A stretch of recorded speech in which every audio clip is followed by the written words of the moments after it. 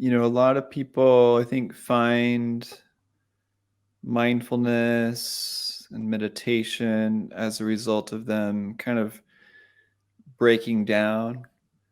They may be going through a really stressful time and they need something new to help them.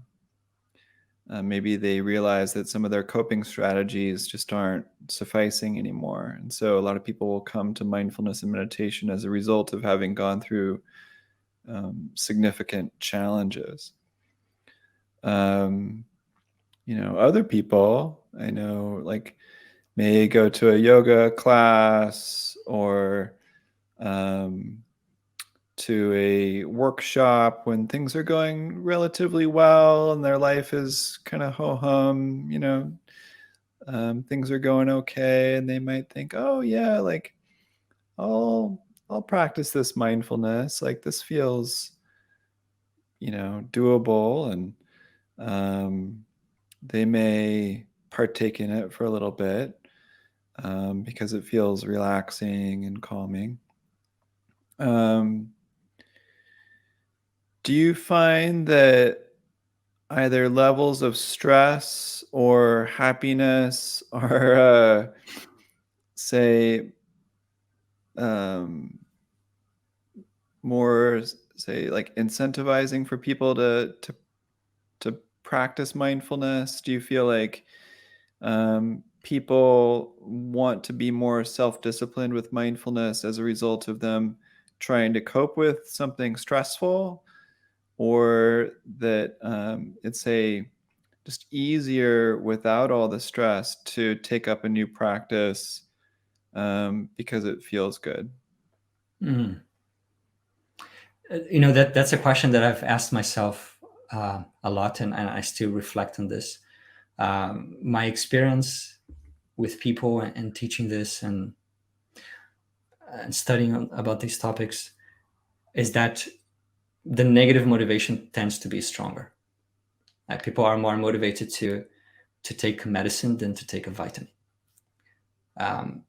And that is something to do with the negativity bias of our brain, that our brain pays a lot more attention to pain than it does to pleasure.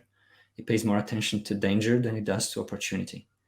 So if there is a real problem and mindfulness is perceived as a way to help us solve that problem, I think that that person is going to be more motivated than someone that everything is going fine in their life and mindfulness just kind of makes things a little bit better. I think that the first person is going to have more motivation and focus because he or she really needs it. So you see, in Buddhism, there's this expression, meditate as if your head is on fire. It's something that is incredibly difficult to do, but when your head is on fire, you're not thinking about lunch. You're not thinking about your to-do list. You're not rehearsing a conversation in your mind. You're just seeking water. And for those who practice meditation as a form of spiritual awakening, then they seek to have that type of intensity. For everyone else who is practicing meditation for the mental health benefits, the physical health benefits, focus, etc., arguably you don't need that level of intensity. But it's, for me, so far it seems that pain is a greater motivator than pleasure or benefits. I don't know. What is your experience with that? I'll be curious to hear.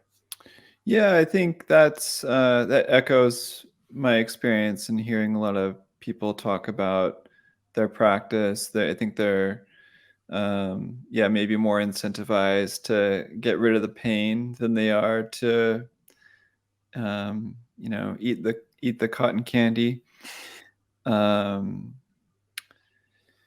This, for me, this kind of ties in with say a purpose or aspiration for meditating.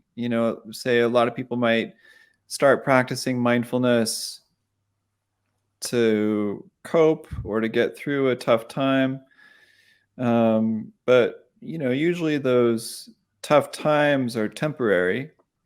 Mm-hmm. And so curious, what kinds of, say, aspirations or purposes you've found to to be healthy or helpful for people in sustaining a practice once their short-term pains and challenges are dealt with? I think both of us as meditation teachers, we have seen this before, where a person comes to meditation because they are not happy. They practice it for a few weeks, then they feel better, and then they stop practicing because the problem doesn't exist anymore.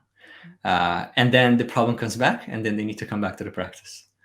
So I think it's helpful to see meditation just as we look upon taking shower. It's something that we need to do daily. It's important for maintaining life.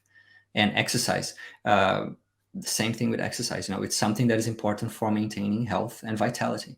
You don't need to want to become an athlete, but you will still need to do some sort of exercise. You don't need to want to become a Buddha or an enlightened being, but you will still need some form of meditation to help you be healthy and happy and focused and present. So I think the key here is to somehow tie in the practice of meditation to that person's deeper aspirations. And for some people, it's going to be about family life. For others, it's going to be about career. For others, it's going to be about their business or wealth or whatever it is, the deeper longings that person has, the deeper aspirations that person has. If you can see that meditation is something that is going to help you fulfill your deeper longings, then it makes sense to keep that practice. It's not something that you want to let go of, because letting go of that means making your path, your life harder.